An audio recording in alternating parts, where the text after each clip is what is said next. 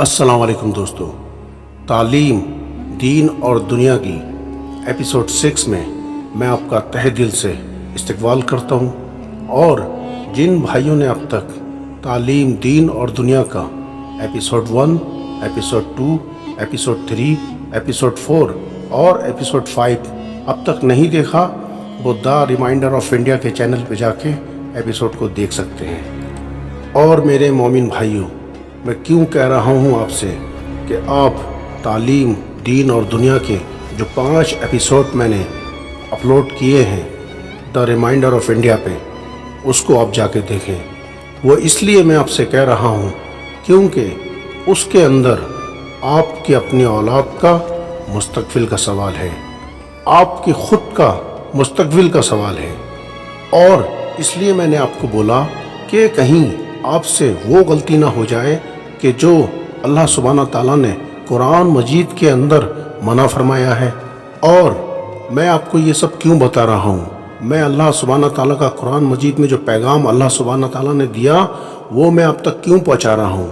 क्योंकि मैं बेहतरीन तरीके से जानता हूँ और आप भी बेहतरीन तरीके से जानते हैं कि हम इस्लाम पर कितना चलते हैं, हम इस्लाम पर कितना कायम हैं। और आज हमारी जो दीनी हालत है वो ये है कि आज हम जब अपने घरों में खाना खाते होते हैं, खाना खाते टाइम पर जब हमारे कानों के अंदर अजान की आवाज़ आती है तो हमें वो आवाज़ सुनाई नहीं देती। और जब हम तिजारत करते होते हैं और उस तिजारत के टाइम पर जब हमें आवाज़ आती है हय्या अलल सलाह, हय्या अलल सलाह, हय्या अलल फलाह, हय्या अलल फलाह, पर वो आवाज़ें हमारे कान में नहीं आती हैं। और जब हम सड़क पर चल रहे होते हैं और जब हम मस्जिद के सामने से गुज़र रहे होते हैं, उस वक्त जब मस्जिद के अंदर से आवाज़ आती है अल्लाहु अकबर, उसके बावजूद भी हम मस्जिद की तरफ मुड़कर नहीं देखते। और हम एक बार भी मुड़कर नहीं देखते, और वो इसलिए क्योंकि हम दुनियादारी के अंदर इतने घुल मिल चुके हैं कि हमें अपने दीन का एहसास तक नहीं होता। और वो इसलिए क्योंकि हमने समझ रखा है कि हमारा दीन हमारे माँ बाप हैं, हमारा दीन हमारे बहन भाई हैं, हमारा दीन हमारी रोज़ी रोटी है, और हमारा दीन हमारा खाना पीना है, और हमारा दीन ये दुनिया है। और मैं आपको ये बात बताता चलूँ, जब अल्लाह सुब्हाना ताला हश्र के मैदान में हर वो शख्स को उठाएगा जो इन कब्रिस्तान के अंदर हज़ारों साल से सो रहे हैं, और जब तक ये दुनिया है तब तक और जो कब्रिस्तान के अंदर शामिल होंगे, आप और मैं, वो सब हश्र के मैदान में उठेंगे। उस वक्त हर इंसान से हिसाब होगा जो इस दुनिया में अल्लाह सुब्हाना ताला ने जिसको भेजा था। और जैसा कि मैंने आपसे कहा था अपने एपिसोड 5 के अंदर कि मान लीजिए कि आपके पास सिर्फ 10 मिनट हैं और उस 10 मिनट के बाद आपकी मौत हो जाएगी, आपकी वफ़ात हो जाएगी। तो मैं क्या कहना चाहता हूँ आपको, इसका मतलब ये है कि आप जब तक ज़िंदा हैं, आपकी सांसें जब तक चल रही हैं, तब तक आपके लिए दरवाज़े खुले हुए हैं। लेकिन जिस दिन आपकी ये सांसें बंद हो गईं, समझ लीजिए कि आपके पास तौबा करने का टाइम ख़त्म हो गया, तौबा करने का वक्त ख़त्म हो गया, क्योंकि उसके बाद तुम्हारे लिए तौबा के दरवाज़े बंद हो जाएंगे। और हम मुसलमान समझ नहीं पाते कि इसका मतलब क्या है। अगर मैंने आपसे कहा कि तौबा करने के दरवाज़े बंद हो जाएंगे, तो इसका मतलब क्या हुआ कि जब आपकी सांसें थम जाएंगी तब आप तौबा नहीं कर सकते। तो हम मुसलमान क्या समझ रहे हैं कि हम लोग अभी जवान हैं, हम लोग तो ताकतवर हैं, अभी तो हमारा वक्त नहीं है।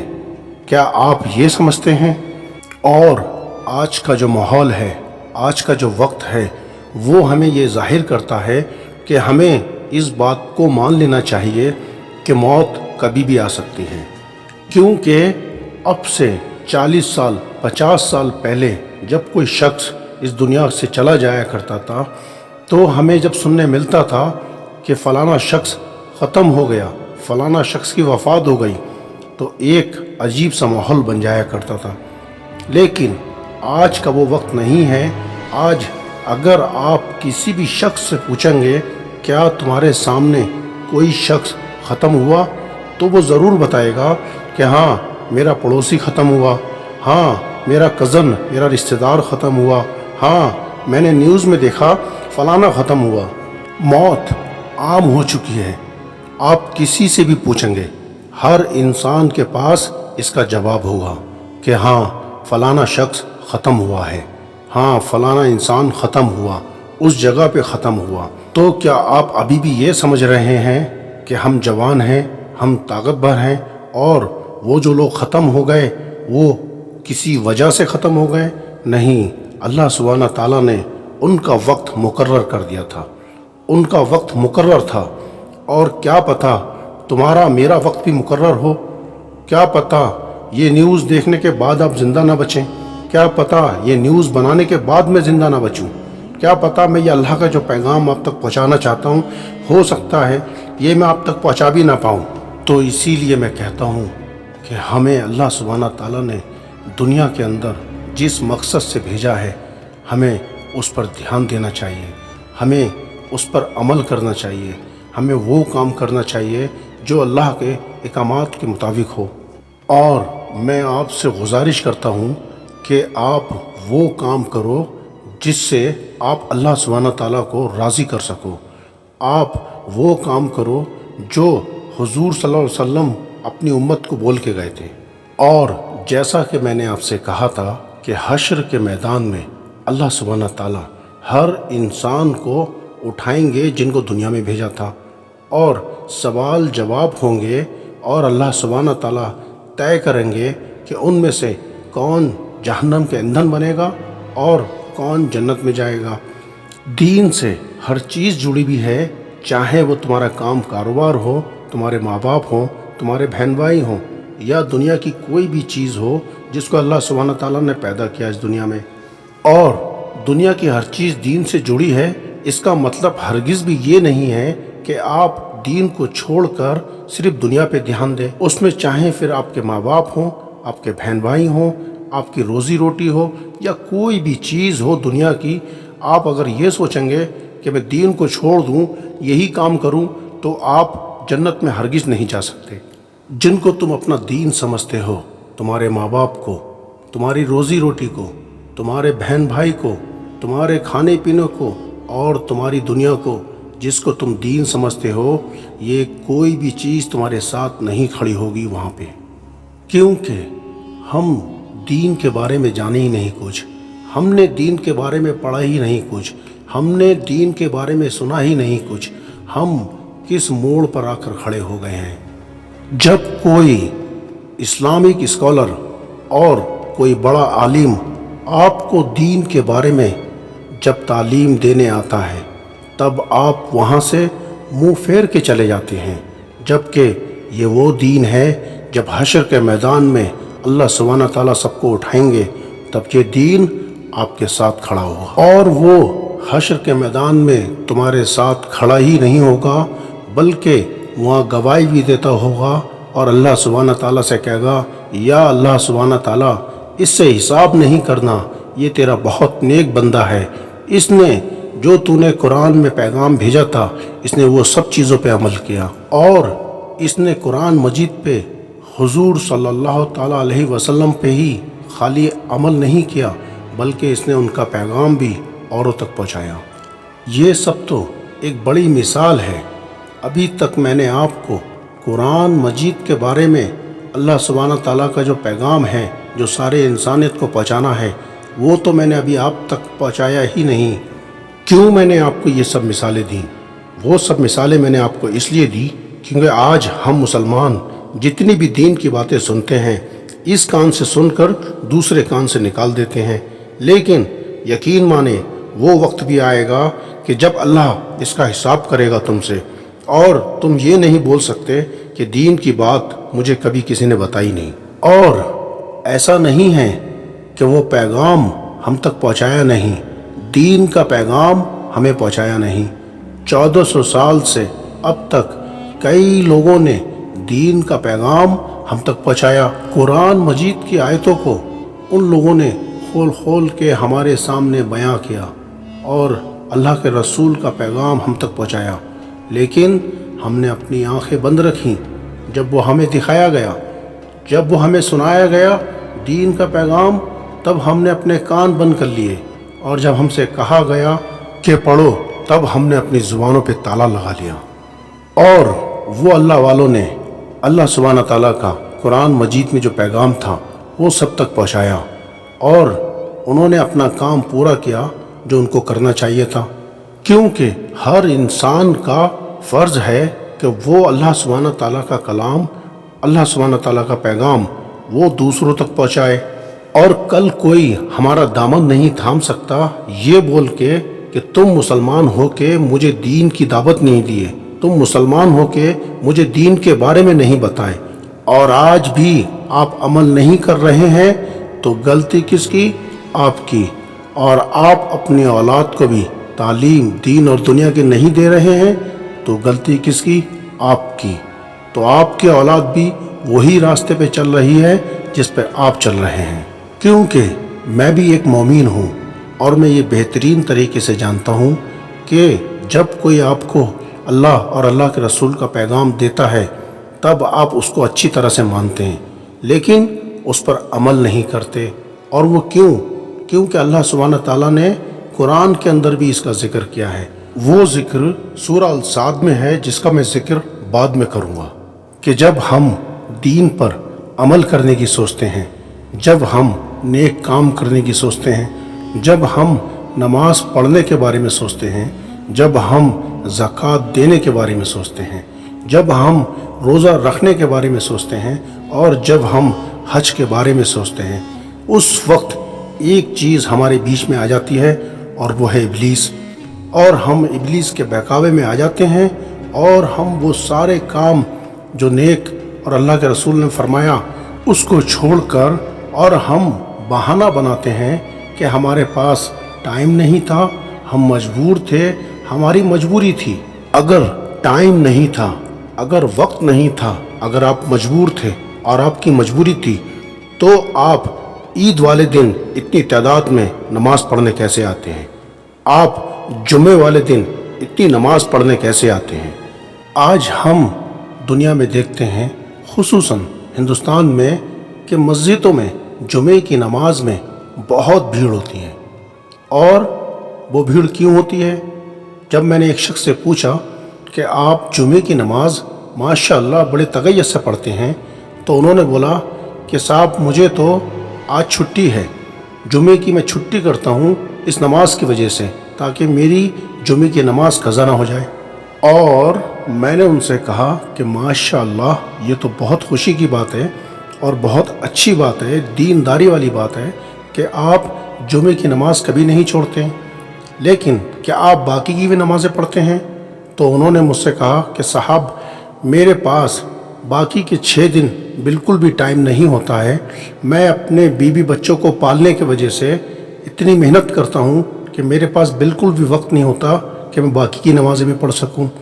لیکن جب بھی مجھے وقت ملتا ہے تو میں فجر کی نماز، ظہر کی نماز، عصر کی نماز یا مغرب عشاء کی نماز ضرور پڑھ لیتا ہوں۔ لیکن اگر یہی سوال میں کسی اور سے کروں، چاہے کسی ڈاکٹر سے کروں، چاہے کسی انجینئر سے کروں، چاہے کسی کلکٹر سے کروں، چاہے میں کسی بھی پروفیشن والے سے کروں، چاہے وہ کتنا امیر ہو اور چاہے وہ کتنا غریب ہو، اس کا جواب یہی ہوگا جو اس بندے نے دیا۔ بہت لوگ ہیں دنیا میں جو بہت پیسے والے ہیں، بہت امیر ہیں، اور بہت ایسے لوگ بھی ہیں جو بہت غریب ہیں، بہت مفلسی میں اپنا گزارا کر رہے ہیں،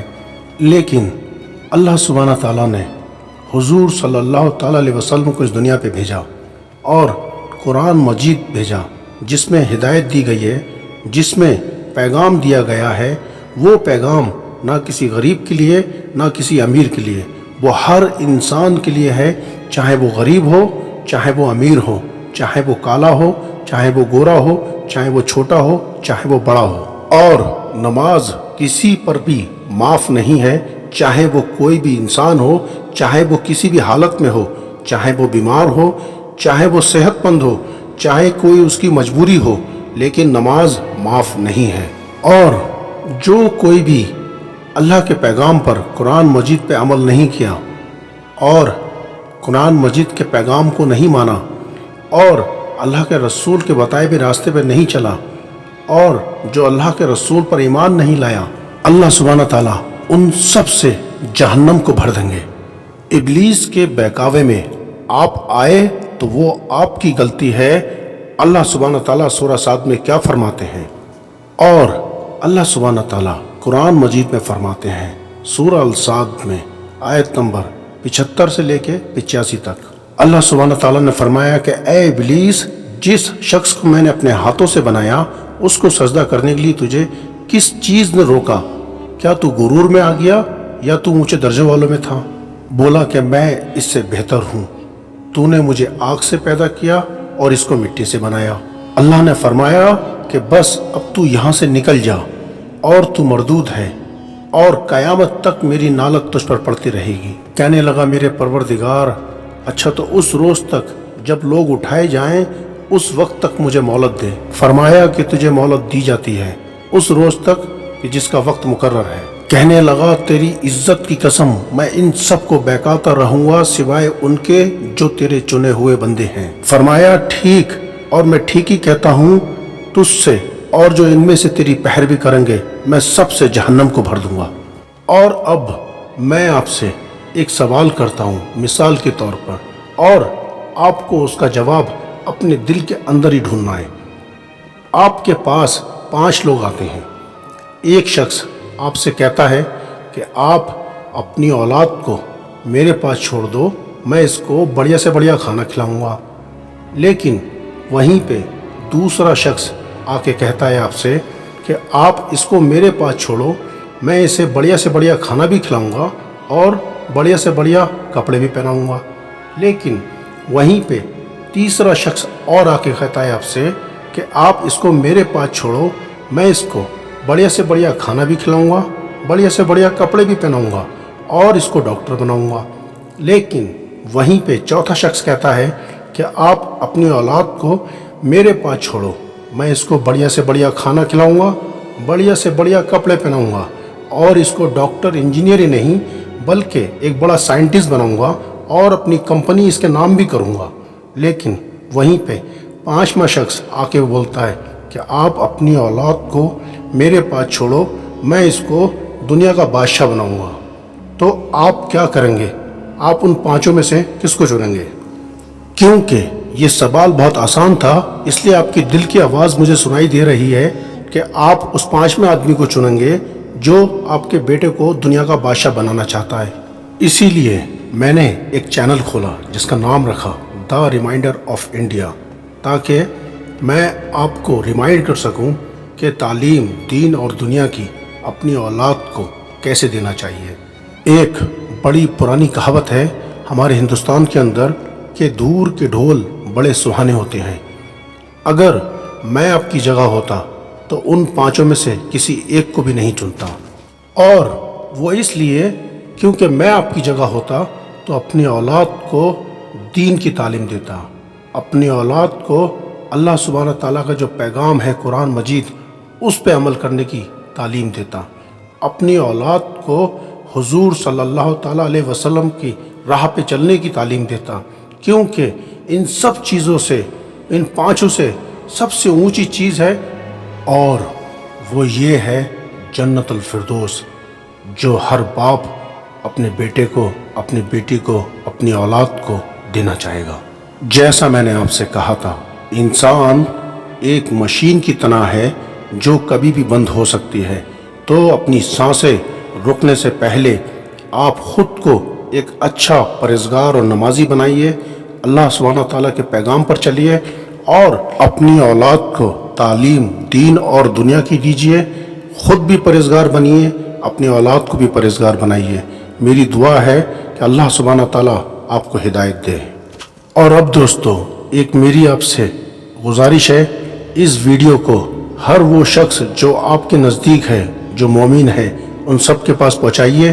اور انشاءاللہ تعالی ملتے ہیں اگلی ویڈیو میں ایپیسوڈ 7 میں۔ اب مجھے اجازت دیجیے اور میں آپ کے لیے دعا کرتا ہوں کہ اللہ سبحانہ تعالیٰ آپ کو ہدایت دے اور اللہ تعالیٰ کے راستے پہ چلنے کی توفیق عطا فرمائے، اور آپ سے بھی گزارش ہے کہ میرے لیے دعا کریں۔ اللہ حافظ۔